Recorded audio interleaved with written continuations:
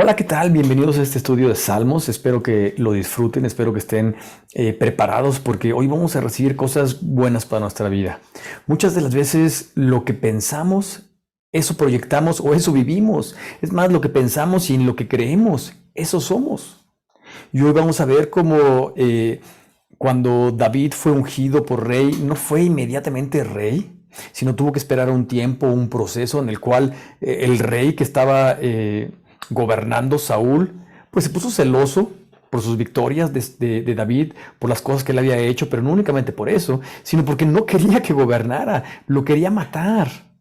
Varias veces le lanzó su lanza para atravesarlo, ¿sabes? Mandó ejércitos a corretearlo y en esta ocasión, cuando David está huyendo de Saúl, alguien va y le cuenta, aquí está, ven y mátalo. Imagínate cómo estaba el corazón, cómo estaba la mente de David. Probablemente estaba triste, probablemente estaba decepcionado, probablemente se sentía angustiado y se podría identificar como si estuviese en un callejón sin salida.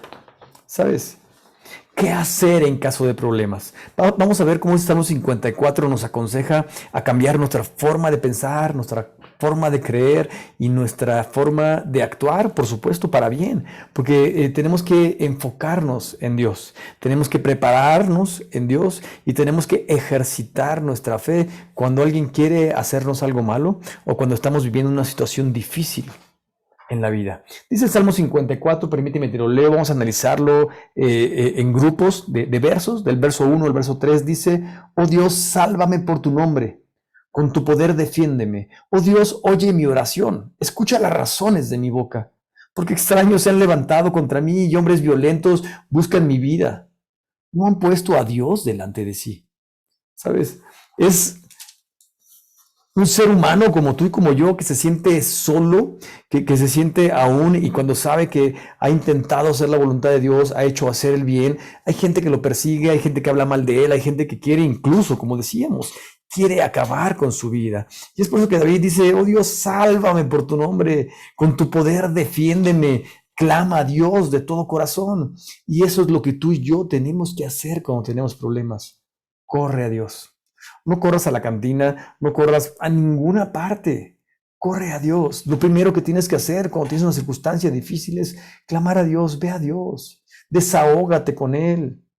Desahógate con Él, platica con Él. Platica, por supuesto, con alguien que esté cerca de Dios también. Platica con tu familia. Pero ubícate, tú eres hijo de Dios. Y cuando un hijo de Dios corre a Él, oye, el mismo Jesús hizo alarde o presunción de lo que Dios hace con sus hijos. Y esto no es nada malo. Es únicamente conocer a Dios, ejercer lo que Dios tiene planeado para nuestra vida. De hecho, a esto en la Biblia se le llama compasión. En hebreo quiere decir rahamín, o se decía rahamín en hebreo, compasión, y en griego oikitirmos. Oye, ¿sabes? Más que aprender idiomas, tenemos que tener un concepto de lo que es la compasión. Dios se compadece de ti y de mí. Y Jesús decía que es como la madre, como aquella gallina que cubre con sus plumas a los polluelos. ¿Sabes? Estos ejemplos o estas ilustraciones nos ayudan a entender cómo Dios te quiere proteger a ti y me quiere proteger a mí. Dios quiere proteger y quiere bendecir a su creación.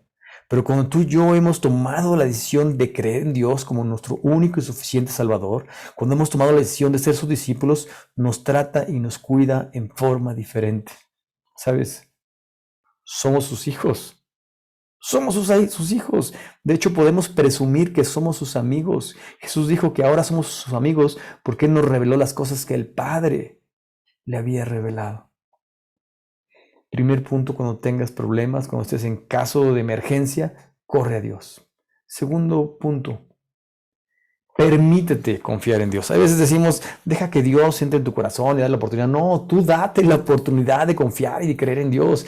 Permítete creer en Dios. Vamos a leer del Salmo 54, del verso 4 al verso 5. Dice Salmo 54 a la letra, verso 4 y 5. He aquí, Dios es el que me ayuda. El Señor está con los que sostienen mi vida. ¿Sabes? Aquí aparentemente en los primeros versículos entró temeroso, entró pidiendo salvación, aparentemente acorralado, pero aquí hay una gran transformación. Dice, ¿quién es su Dios? ¿En quién ha confiado? Dice, el Señor está con los que sostienen mi vida, he aquí, Dios es el que me ayuda. O sea, no es el ejército, no es mi espada, no es mi habilidad, es Dios el que está conmigo. Y el verso 5 dice, Él devolverá el mal a mis enemigos.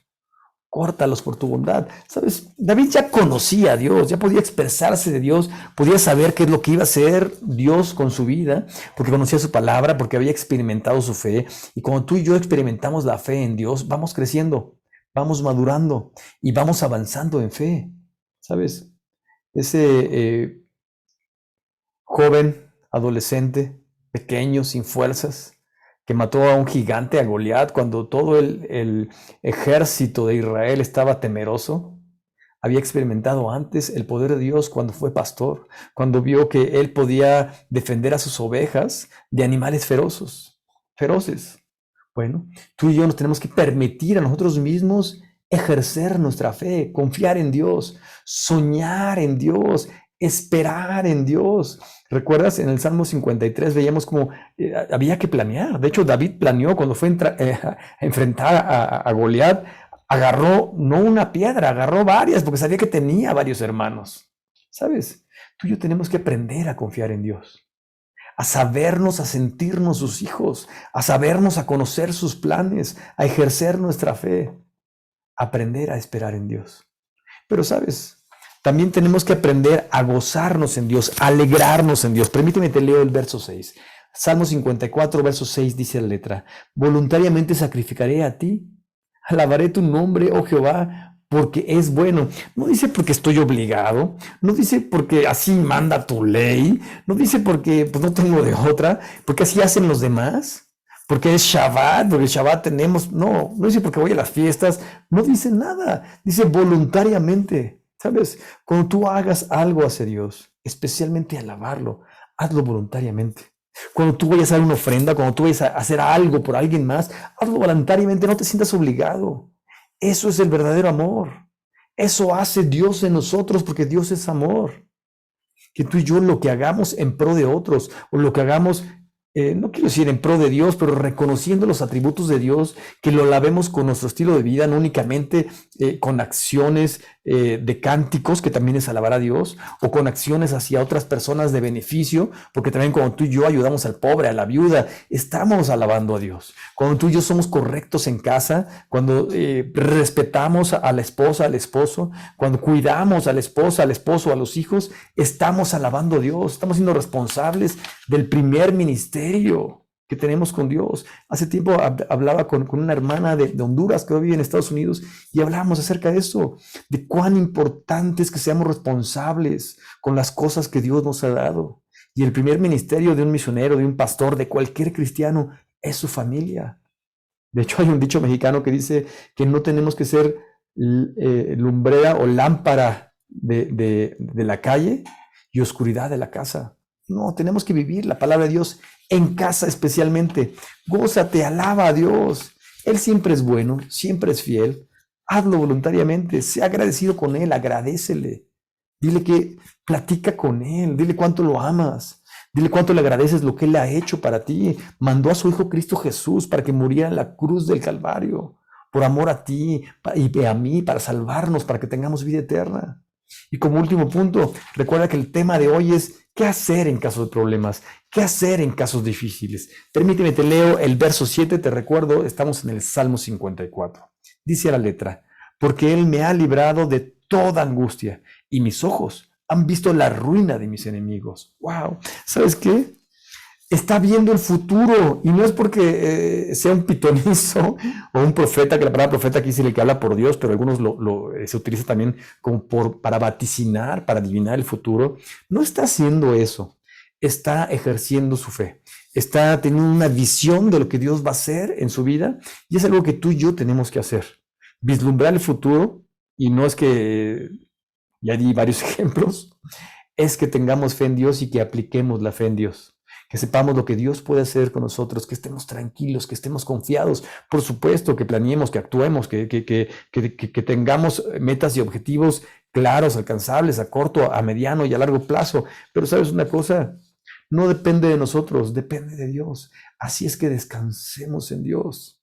En el tiempo de Jesús muchos querían alcanzar a Dios, querían tener una religión perfecta, querían tener una buena relación con Dios y no podían por ellos mismos o por las reglas que ponían las religiones. Y Jesús les dijo, vengan a mí los que están cansados, los que están trabajados, yo los voy a hacer descansar. Dios nos quiere hacer descansar en todos los sentidos, en todos los sentidos. Cuando tú y yo ponemos nuestra fe en el lugar adecuado, descansamos, ¿sabes? Dejemos que Él nos resuelva nuestro problema, porque hay ocasiones en que Dios nos dice, estad quietos, comprobad que yo soy Dios. Descansemos en Él, traigamos nuestras cargas a Él, observemos su poder, porque cuando tú y yo le conocemos, le obedecemos y ejercemos una fe en acción diaria y voluntaria, como decíamos, ¿sabes? Nos va a ir bien en la vida, nos va a ir bien en la vida. De hecho, Jesús, eso dice que a eso vino Él, en Juan 10:10. Nos habla de a lo que vino el ladrón, a lo que vino el malo, pero Jesús nos dice, yo he venido para que ustedes tengan vida y la tengan en abundancia. David sabía esto. David sabía lo que era, quién era el buen pastor, quién lo podía hacer descansar en delicados pastos, quién iba a proveer, quién iba a hacer que su copa estuviese rebosando, como dice el Salmo 23. Y sabes una cosa, David tenía confianza en Dios porque ya había tenido confianza en Él antes. Y cuando tú y yo confiamos en Dios y ejercemos nuestra fe y conocemos su palabra, dice la Escritura, la fe viene por el oír y por oír la palabra de Dios. Y si alguno tiene falta de fe, pídasela a Dios. ¿Sabes? Tenemos que ejercitar, madurar, hacer que nuestra fe crezca. Y David estaba haciendo eso.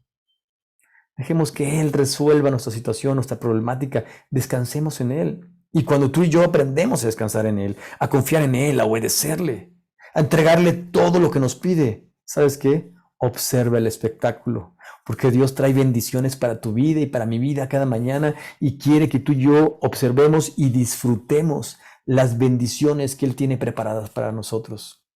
Aún y cuando estemos en problemas, ¿sabes? Podemos observar las bendiciones de Dios.